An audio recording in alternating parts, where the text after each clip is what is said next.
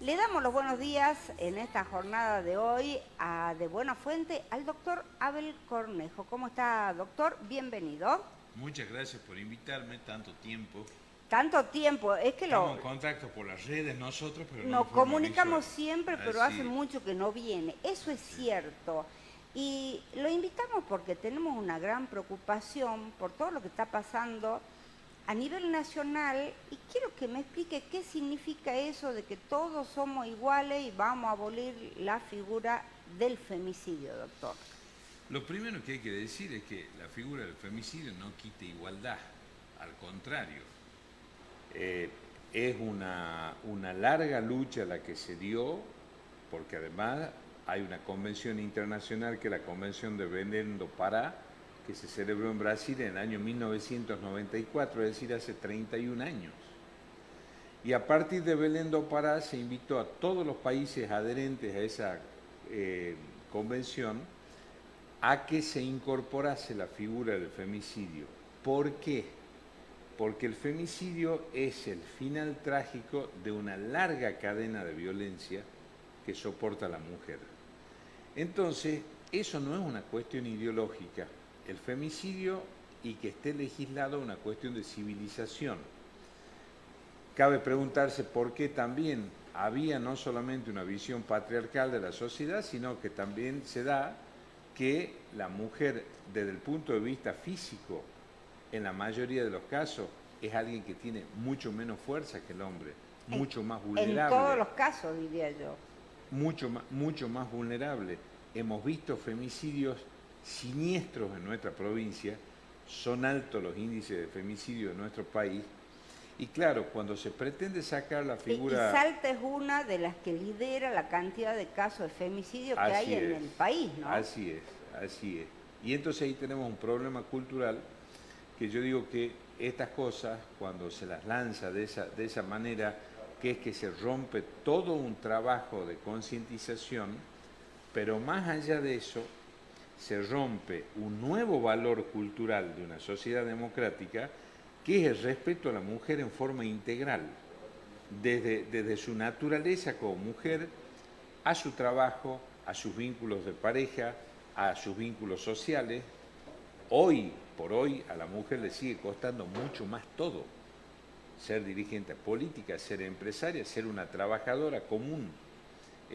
Recordemos que tuvo que haber un fallo de la Corte para que las mujeres las dejaran ser colectiveras, por ejemplo. Sí, ¿no? Mirta Cisneros luchó ahí años y ahora no es colectivera, ¿no? Trabaja en una empresa, es colectivo, pero es administrativa, algo así. Y todas esas situaciones es lo que han llevado en su momento a que se adopte la figura del femicidio.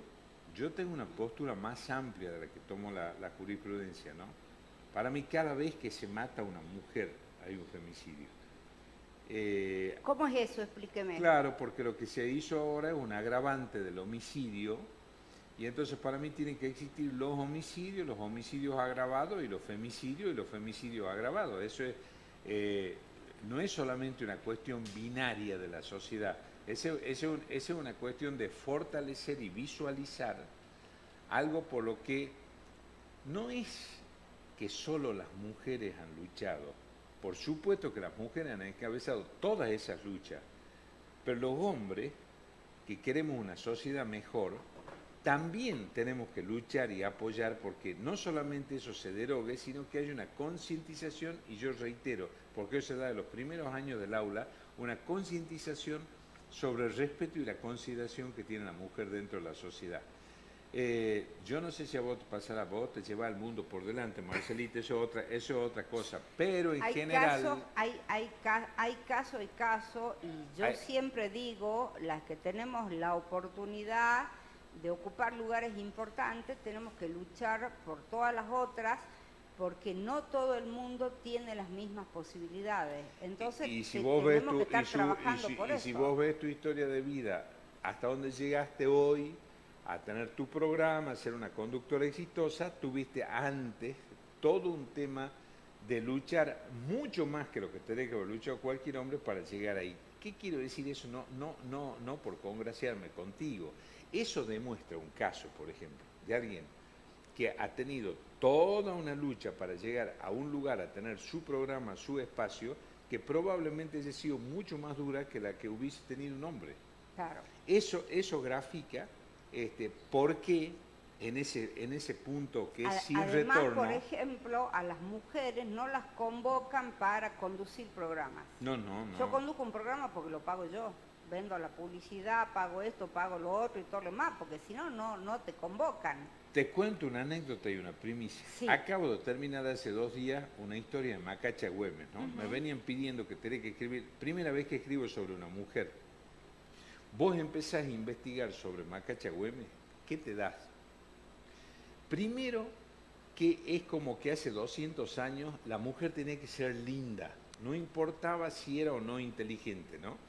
Bueno, Macacha ha sido una lideresa imponente, tampoco secundaria a la figura de Martín Miguel de Güemes, ni mucho menos. Macacha Güemes ha sido una mujer con vuelo propio, una lideresa popular, que nunca tuvo un cargo público, y yo pensaba, con todo lo que ha hecho Macacha, influyó y lo que la quiso el pueblo de Salta, pudo haber sido la primera gobernadora mujer de Salta. Ni siquiera se sabe exactamente cuál es el lugar de la sepultura de Macacha Güemes. Y hablan de Macacha. Entonces, desde la historia se puede traer a una figura realmente descollante, y entre ellas a muchísimas heroínas saltojujeñas, porque pelearon juntas, ¿no? Juana Moro, Gertrudis Medeiros, Martina Silva, Andrea Cenarruza, Celedonia Pacheco de Melo. Era todo un grupo de mujeres que es la que tenía un sistema informativo y que le permitió a Güemes llevar adelante con éxito la guerra gaucha. Y otra característica de Güemes, que ha sido el primer prócer argentino donde la mujer era un par. Uno ve la historia de Macacha y Güemes, las decisiones políticas cruciales que tenía que tomar, las consultaba todas con su hermano. Esa figura que después se pierde a través de los años. Ahora, usted dijo una cosa que me dejó pensando. Hace 200 años la mujer tenía que ser linda, no importaba si era inteligente o no. Así y ahora es. no, porque Hay muchos casos de mujeres que llegan a donde llegan porque son lindas. Sí, claro. Y hay otras tantas. Eso no ha cambiado. Es que, bueno, desde el punto de vista, si vamos a analizar desde el criterio estético, también hay una forma muy sutil de discriminación y no tan sutil también, ¿no? A ver, ¿cómo es eso? Y claro, porque puede ser que una mujer no sea linda y sea un genio, y no te nombremos a otras mujeres de Salta que supuestamente no tuvieron la belleza de Macacha Güemes. Juana Manuela Gorriti, la escritora más importante que tuvo América en su momento, madre de las letras latinoamericanas, Juana Manuela, una mujer extraordinaria. Benita Campos. Benita Campos es quien se pone a la espalda la reivindicación de la figura de Güemes cuando Güemes estaba silenciado. Hace la primera revista cultural de Salta, se llamó Güemes. Lola Mora, que era una mujer agraciada, pero nadie la miraba a Lola Mora por si era más o menos agraciada. Le prohíben que ponga la Fuente de las Nereidas en Plaza de Mayo, levantaron firmas porque decían que era inmoral. Sí. Y hoy en la costanera sur de la ciudad de Buenos Aires vienen estudiantes de escultura y escultores de todas partes del mundo a conocer lo que es Lola Mora en su verdadera dimensión como artista. Un gran dolor de mi parte también en el caso de Lola Mora, porque es una figura que lamentablemente en Salta no tiene la dimensión que debería tener. Ahora me enteré hace pocos días, estuve en Jujuy, que se está haciendo un museo temático sobre Lola Mora. Ahí hay varias esculturas que rodean la Casa de Gobierno de Jujuy, pero aquí en Salta tenemos, además del monumento de Facundo de Subiría, tenemos todas las estatuas alegóricas que rodean al monumento 20 de febrero. Bueno, ahí tenemos el caso de otra mujer argentina. Estamos hablando de las que son de la región. Sí. Ya si nos proyectamos a nivel nacional, los ejemplos son infinitos. Todas mujeres que les costó infinitamente llegar a donde llegaron, y yo hay alguien que no entiendo tampoco por qué se la ataca. Nos olvidemos de las heroínas de la Fundación de la Patria, o de escultora con relevo internacional o escritora. Vamos a otra chica que tiene un gran mérito, que ahora la atacan de manera despiadada, por ejemplo. Yo no escucho los temas musicales de ella, pero ¿por qué esta persecución contra Lali Espósito, por ejemplo? Sí, porque Milei está obsesionado, ¿no? Obsesionado. Bueno, Lali Espósito le escribió una carta hace un tiempo al presidente, el novio de Lali Espósito una vez hizo un video que me pareció muy simpático y le dijo, yo te entiendo, Javier, que estés obsesionado con Lali, porque yo también estoy. me pareció genial del flaco que haya dicho eso, ¿no? Pero bueno, Lali da el otro paradigma, una chica joven, es una chica linda, pero se la ataca, no por eso, se la está atacando directamente por su trabajo. Claro. Ella escribió una carta, no hace mucho le escribe una carta al presidente donde le dice, me llamo Mariana Espósito, y entonces cuenta su historia de vida. Bueno, a la chica esa nadie le regaló nada, ¿no? No, trabajó desde chiquita. Se rompió el lomo trabajando, es una gran artista argentina, y ama a una mujer valiente porque da la cara.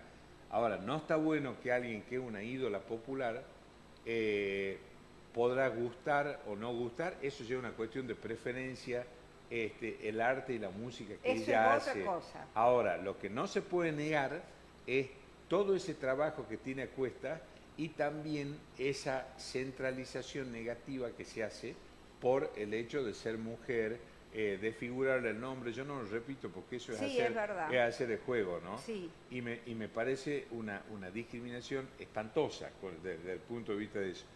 Hasta antes de eso, lo único que habíamos sentido de Lali son buenas noticias, digamos.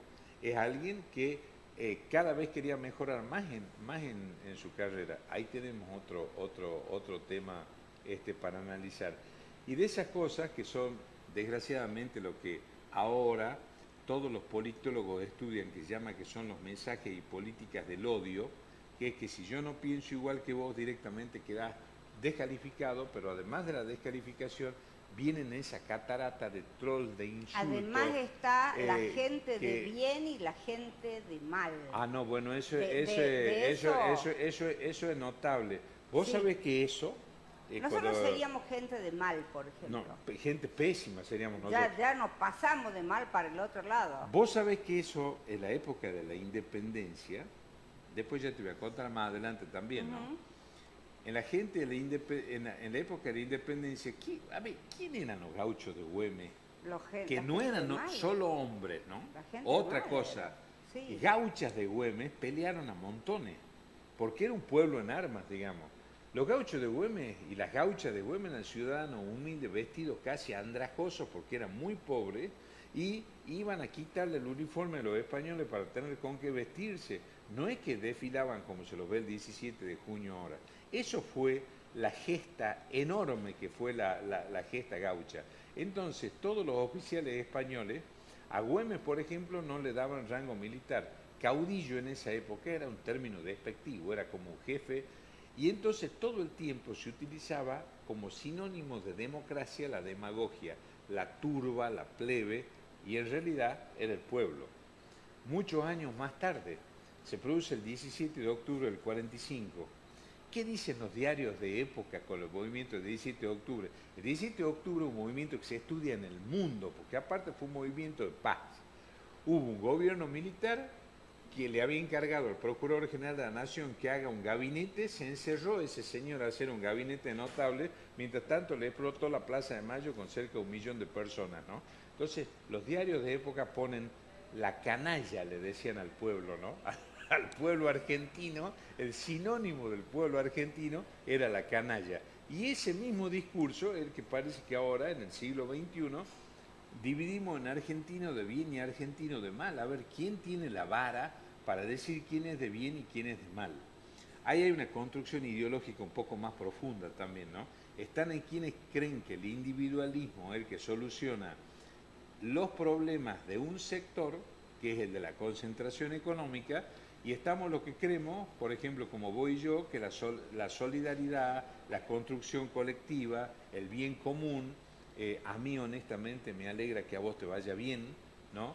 Porque ese individualismo exacerbado es primo hermano de la envidia. La construcción colectiva es, a Marcela le está yendo bien, qué bueno, que le qué vaya bueno, bien qué al bueno otro. que le vaya bien. Qué bueno que le Y vaya bien al normalmente otro. si a vos te va bien, vas a dar más fuentes de trabajo, vas a abrir puertas, porque vos también de alguna manera te debes a la sociedad que te dio esto, que te permitió llegar.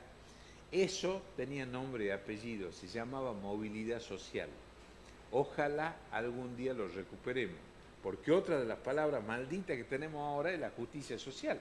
Voy a hablar de la justicia social, que no es un invento argentino ni un invento Explíquele del a la peronismo, la justicia social. explíquele a la audiencia qué es la movilidad social. La movilidad social era algo extraordinario que sucedió hace unos años en la Argentina durante mucho tiempo, que gente de muy escasos recursos podía mandar a la escuela pública a sus hijos podían acceder a la universidad y daban un salto cualitativo en su calidad de vida. Eran profesionales, podían tener acceso a una vivienda, podían tener acceso a un automóvil, podían tener acceso a un trabajo. Entonces le cambiaba, la movilidad social es mucho más profundo como concepto, no un concepto frívolo. Y traducido al criollo, ¿qué era la movilidad social?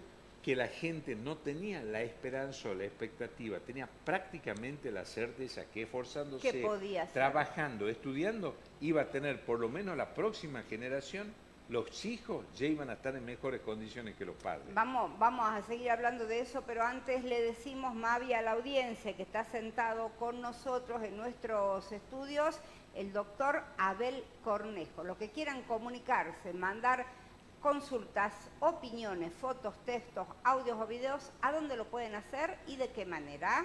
Pueden enviar su mensaje de texto o su WhatsApp al 3874-147-505 o 3874-858-977. También puede llamarnos a nuestra línea fija 3873-142-263. El discurso que dio en Davos el presidente Milei, él ahora dice, no me sacaron de contexto, sacan una cosa sí y otra cosa no, donde atacó a la gente del LGTB, comparándolo con dos pedófilos de Estados Unidos. Se le hizo una consulta al chat GTP sobre qué es lo que pensaba del discurso completo de Milei en Davos. Y dio lo que todos entendimos, un ataque y una comparación con la pedofilia a la gente del LGTB. ¿Usted lo vio entero, lo escuchó entero? ¿Cuál es su opinión? Bueno, mi opinión va a ser siempre absolutamente contraria y negativa. Por ejemplo, cuando yo fui Procurador General de la provincia, nosotros creamos un Consejo de Prevención contra Femicidio y Transfemicidio. Por primera vez en ese consejo hubo una representante del sector LGTB y nosotros trabajamos... ¿Quién estaba? Pía Ceballos. Pía. Que dicho sea de paso hizo un enorme trabajo, ¿no? Claro, uno tiene que escuchar toda esa historia de vida para darse cuenta hasta dónde puede llegar a herir y a mortificar un discurso de esas características. Lo que pasa, ahí también vuelve a ser algo que a mí me llama la atención. La Argentina está muy enfocada en el discurso económico, ¿no? Sin embargo, ahora en el mundo, no es que no sea importante la economía la necesitamos para vivir. Ahora, los valores también son necesarios para vivir. Entonces se volvió a poner de moda felizmente la filosofía y empezamos a discutir estas cosas.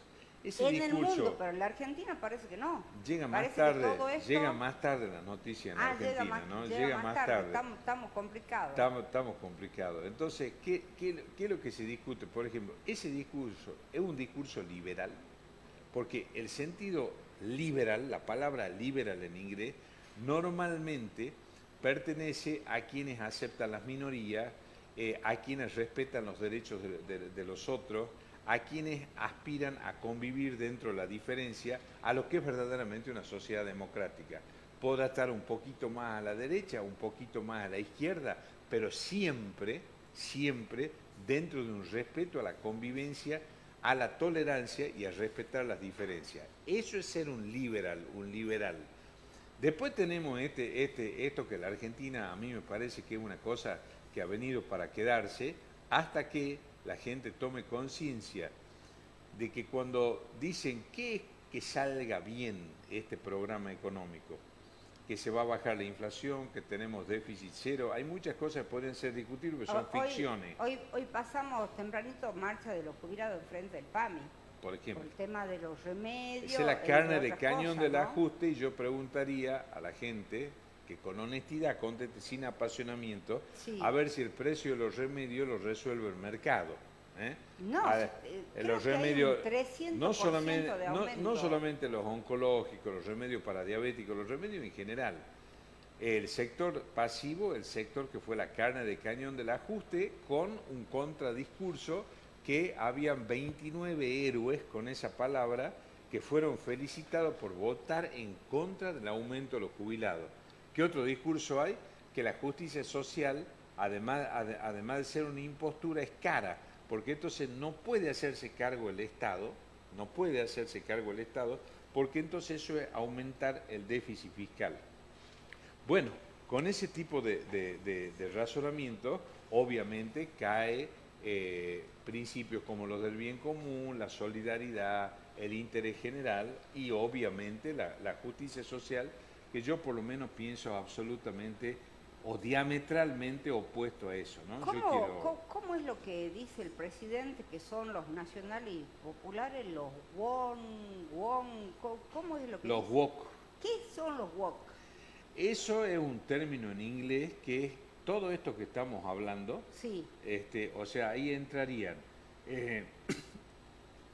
esa suerte de odio a las minorías que hay, que dice que las minorías terminaron teniendo más derechos que las mayorías, el tema de la justicia social que es cara, por lo tanto el Estado no la puede sostener. Ahí aparece el tema migratorio también, que es un gran problema en Europa, entonces se suma a esa cuestión. En definitiva, la idea woke está un poco relacionada con la socialdemocracia y son todos valores sociales de distintas conquistas que se fueron dando desde mediados del siglo XX en adelante hasta nuestros días, donde hay todo un movimiento adverso en ese sentido en el mundo y una suerte de derechización del pensamiento. Pero yo me pregunto otra cosa ahí también. Por eso entra de vuelta el tema filosófico ahí.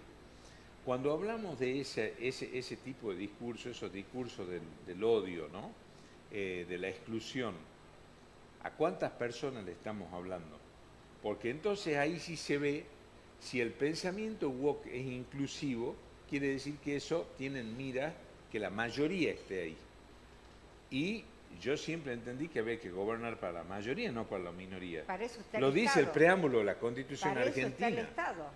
Para eso está el Estado, para eso está el Estado. Entonces, a ver, esa es otra cuestión. Si el Estado no funciona, no es culpa del Estado, es que hay que aprender a gestionarlo mejor al Estado. Que el Estado responda como responde, por ejemplo, en los países escandinavos, donde el Estado tiene prácticamente el monopolio. Pero uno ve, cuando ve esas series que aparecen, es que a mí me gusta mucho el cine europeo, ¿no? Bueno, uno ve países como Suecia, no ve grandes derroches, pero no ve pobreza.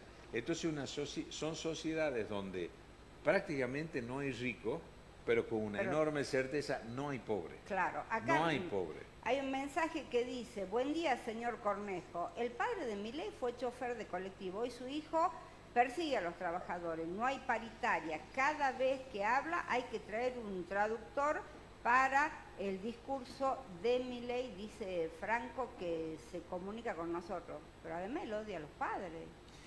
Bueno, ahí hay todo. Trasfondo. Yo sobre cuestiones personales nunca opino, pero ahí hay otro trasfondo también respecto de eso de las paritarias.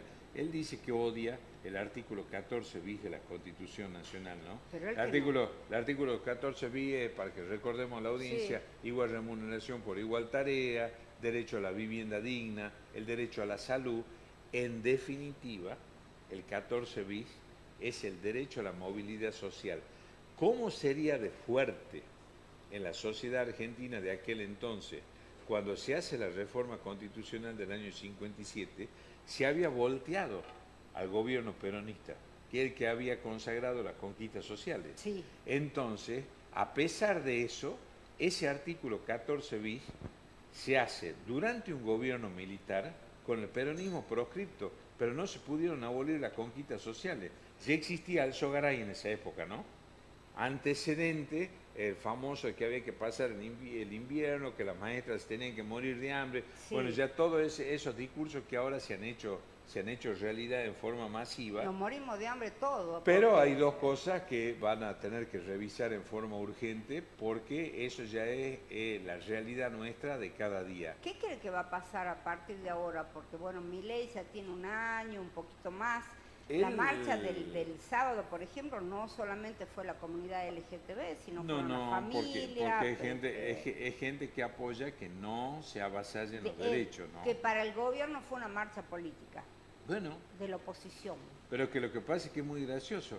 El gobierno cuando dice que eso es una marcha política, está en todo su derecho en decirlo, pero todas las cosas que ellos hacen también es política. Entonces, Claro. obviamente, es principio de acción y reacción.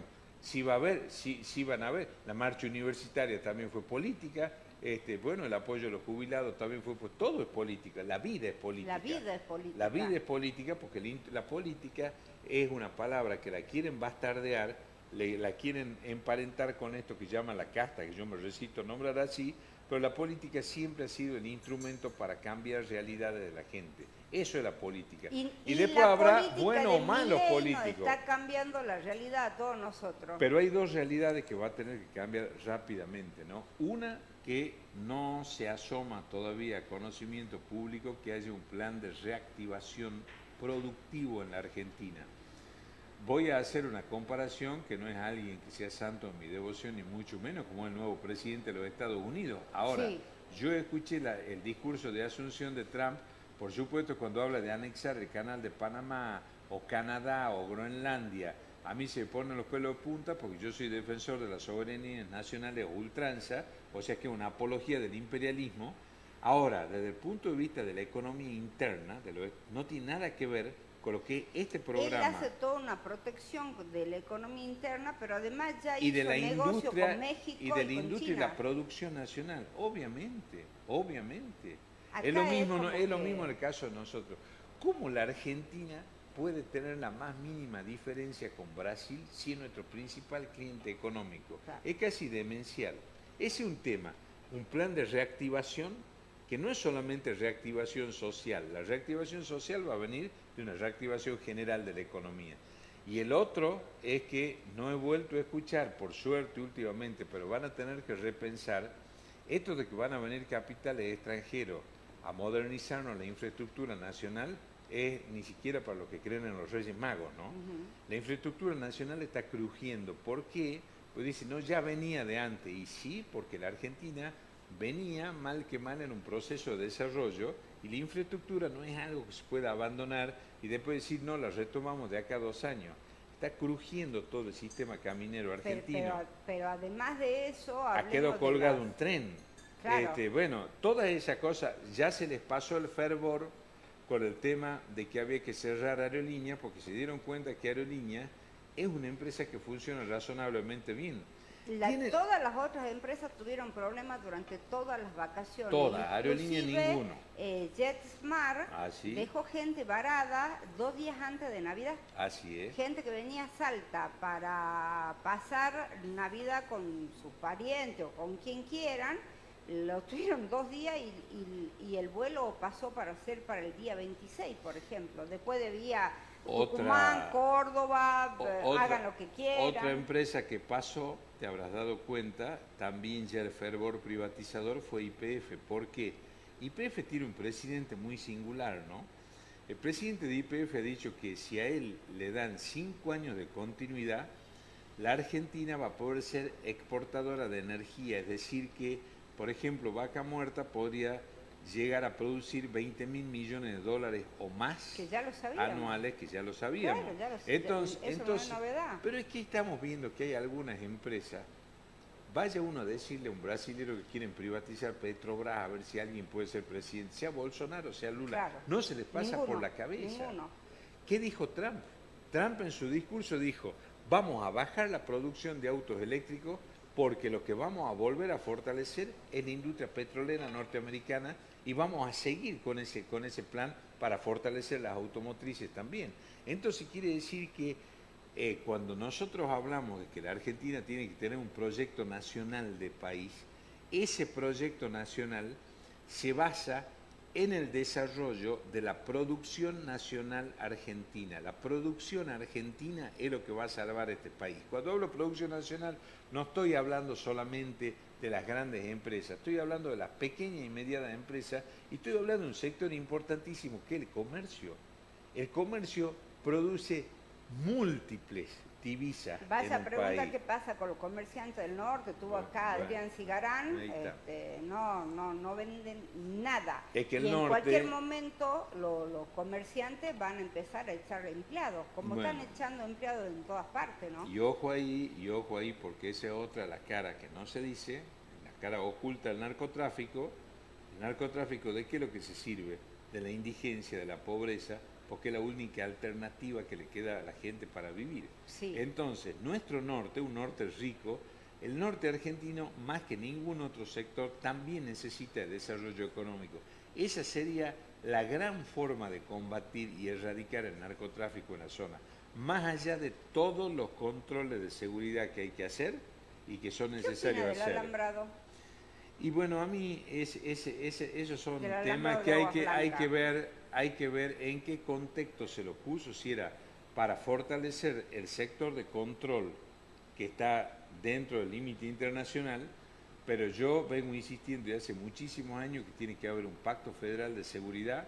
Nosotros tenemos más de 700 kilómetros de frontera seca, somos limítrofe con 3 naciones, por lo tanto tiene que haber un plan integral y una sola fuerza de seguridad formada por distintos grupos debidamente especializados de toda la fuerza de seguridad nacionales y provinciales que puedan combatir la droga. Y ciertamente la droga estar, el sector de la justicia que debe encargarse de eso, tiene que ser la justicia federal sin ninguna duda.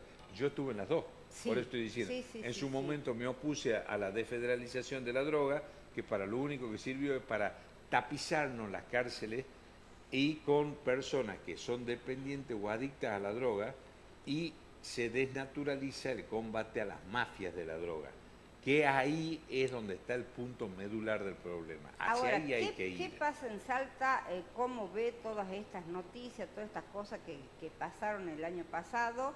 Y además, ¿cómo ve este plan Güemes que vino la ministra Bullrich a implementar al norte? Bueno, respecto a lo que pasó el año pasado, siempre es bueno que salga a la luz todo. Cuando digo todo, es todo. A mí quisieron involucrarme en eso, yo contesté con una sola cosa. Yo en su momento denuncié por escrito y pasaron 2 años y 4 meses hasta que cayó en la justicia federal y muchas de las cosas que yo había denunciado se comprobaron. Y respecto al plan Güemes, no tienen que ser reacciones... Cuéntame un poco ese tema para Sí, que sí. entienda la gente. ¿Qué denunció usted y qué pasó? Yo en su momento denuncié la autorización de la visita al sicario Díaz, que dicho sea de paso no sé qué hace en Salta todavía. El sicario Díaz estaba prófugo en Bolivia, donde también cometió delito, y de golpe se autoriza a que vaya a visitarlo monjes a quien 4 meses después lo matan. Sí. En el momento que yo me enteré de esa visita, hice una denuncia por escrito, se la mandé al Procurador General de la provincia, y 2 años y 4 meses más tarde es como que se me volvió en contra eso. El año pasado, la verdad es que además de la indignación que me produjo eso, yo tuve una sensación como que yo no tenía garantía, ¿no?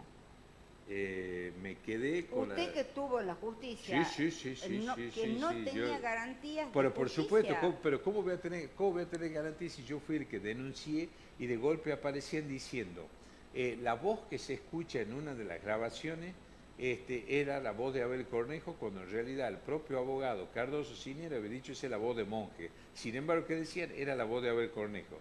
Después que yo liberaba y abría rutas para el narcotráfico, dice eso está en la cinta, pero eso estaba editado en la cinta, que son casi 18 minutos, lo que se dio a conocer Sí. fueron 3 minutos, Sí. ¿no? Y creo que las grabaciones totales son 2 horas 40. Ahora, ¿por qué no dicen si alguna vez Abel Cornejo se sentó a conversar con algunos de los personeros o jefes del narcotráfico en Salta? Yo tengo un pasado y esa cosa yo no tengo por qué permitirlo. ¿Qué es lo que pasa? ¿Qué es lo que sucede? Bueno, ahí, de 2 horas 40, ahí solamente empezamos, 17 minutos. ahí ya empezamos con un tema que es que ¿Quiénes tienen ¿de esa dónde cinta? salieron las ¿Quiénes filmaciones? tienen esa cinta? ¿Quiénes las tenían desde el principio? Porque esa aparecieron Y después. aparentemente esa cinta la tenía para la vecina. ¿Por Sí. qué las tenía? ¿Por qué las tenía? Y si se descubrieron, ¿por qué no se abrió una causa? A eso me sobre- refiero. ¿Cuándo se descubrieron? Bueno, eso no se sabe exactamente cuándo, pero se sabe que es de mucho antes porque ahí todavía Monge estaba vivo. Claro. Bueno, ahí tenemos eso. Yo hice en su momento también, y yo le agradezco expresamente, el Expreso me hizo un reportaje que a mí me da una enorme tranquilidad, un reportaje largo, donde me extiendo sobre todo este tema en su momento. Y además porque nunca nadie me podrá negar que las veces que a mí me han requerido sobre estos temas, yo vengo y pongo la cara y explico, ¿no? No tengo ningún problema en hacerlo. Porque hay límites para las cosas. Se puede, yo no digo ser el dueño de la verdad, ni que hay que estar de acuerdo con lo que yo digo, ni mucho menos. Pero hay límites de las personas. Una cosa es no estar de acuerdo con la gestión de un ministro, no estar de acuerdo con la gestión de un juez, no estar de acuerdo con la gestión de un procurador, que son los cargos que ocupe yo. Y otra cosa es decir que alguien, valiéndose de cualquiera de esos cargos, habría rutas contra el narcotráfico.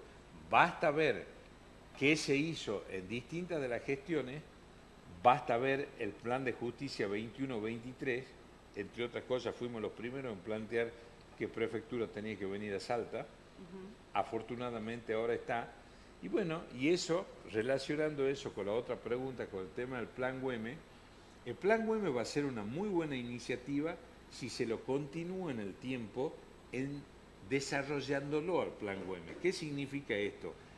Aplicar mucho más tecnología en la frontera, que Salta vuelva a tener la cantidad de fuerza que tuvo en la frontera. En Salta sacaron casi 5.000 gendarmes en su momento. Sí. Volverlos a poner. Y la otra pata, que es la que yo digo, es la del desarrollo también. El plan Güemes no es solamente puede agotarse en el tema seguridad, sino también que haya un proyecto de desarrollo inclusivo para el norte de la provincia, que bueno, es todo lo que el espectro de lo que es el norte argentino. Nosotros no somos Ciudad Juárez, El Paso, somos una frontera rica, una frontera donde hay lugares como Colonia y Santa Rosa que hay 2 cosechas al año. Sí. Bueno, entonces ahí hay que ver todo lo que está sucediendo en los departamentos de Orán y San Martín para que podamos tener una visión integral. Insisto, yo no soy el dueño de la verdad. Sí, en ese tema a mí me molestó, porque si hay alguien que se comprometió, puso la cara y traté en la medida de todas mis posibilidades de hacer las cosas bien, después salen bien o mal, esa es otra historia. Pero siempre con buena fe y trabajando honradamente. Entonces, cuando vienen con toda esta otra cosa, este tipo de maniobras, bueno, hay que salir a contestar. ¿Qué opina usted sobre el caso de la fake news en el que está denunciado Emiliano Estrada? Hace poco salió Pamela Caletti a decir que ella también se sentía difamada al respecto. Y lo que pasa, Marcela, es que ahí hace años descansa, entre comillas, en la Cámara de Diputados de la Nación. En muchos de los países de Europa tienen lo que se llama el delito de stalking, que traducido al castellano es el acoso persecutorio. Pues la palabra acoso ahí no tiene nada que ver, no tiene ninguna índole ni connotación sexual, ¿no? Sino es el acoso genérico, es decir, que alguien empieza a ensañarse con una persona, una institución, un grupo de personas, que sin prueba que puede demoler la reputación de una persona, y eso queda ahí. Creo que es una discusión que se debe al Congreso de la Nación y a la sociedad argentina. La Corte Suprema... ¿Usted coincide con la fiscal Cornejo que dijo que estos videos que habían salido de una cocina donde comandaba Emiliano Estrada generan miedo en la población? No, eso es intimidación pública, de ya que no. desde No. ya que no.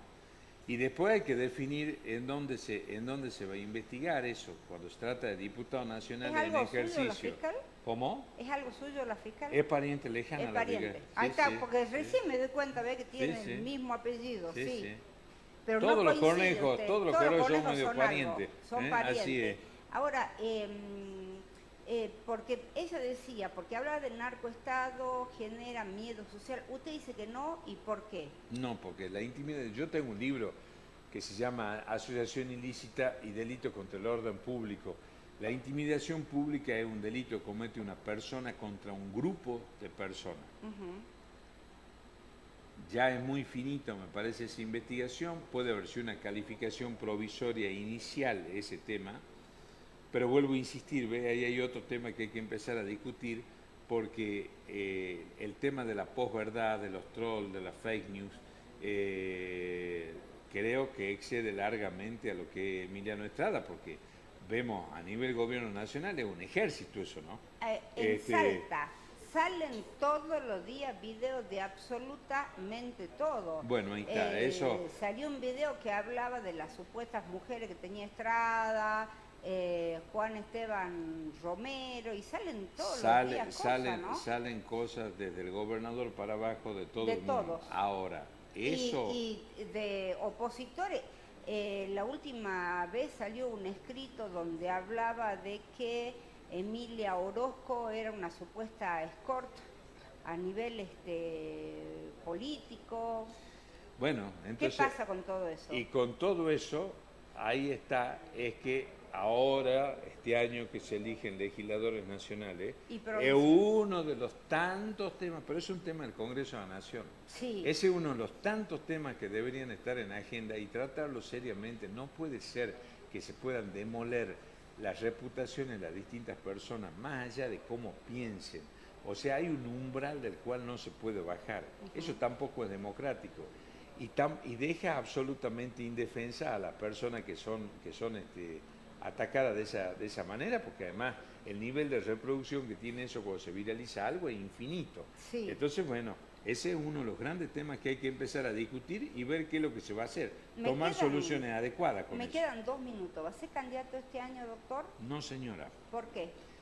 Porque yo no me siento en este momento, para eso hay que tener no solamente vocación, sino hay que tener ganas. Yo estoy en otra etapa de mi vida, sigo escribiendo, probablemente siga haciendo periodismo, y no, me parece, yo ya vengo diciendo que tiene que haber una renovación dirigencial. También a esta altura me llama la atención porque no conocemos todavía quiénes van a ser los candidatos, ¿no? No sabemos. Se habla así alguna cosa, pero ya no tenemos, sabemos. bueno, eso también es una cosa que me preocupa, pero absolutamente descartado el tema. Ahora, ¿se arrepiente de su candidatura? ¿Cómo fue ese paso? Y ese paso, como todas las cosas, tiene un sabor agridulce. Empecemos por el dulce. El dulce es que uno aprende muchísimo.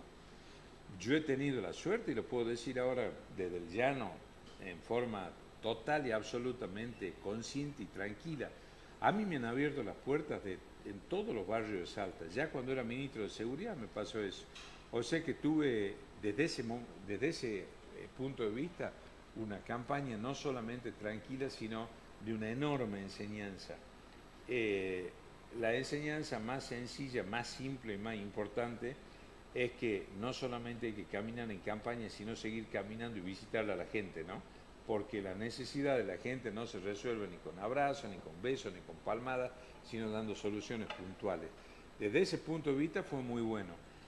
Desde la parte agria, ¿cuál es la parte agria? Que no ingresé, son las reglas del juego.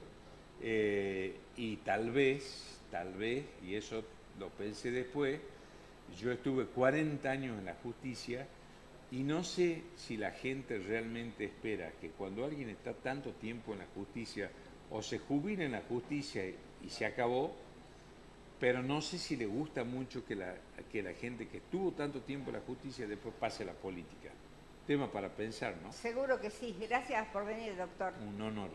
Era el doctor Abel Cornejo. Si usted recién se despertó, si se lo perdió, la entrevista completa va a estar en nuestro canal de YouTube, Marcela Jesús.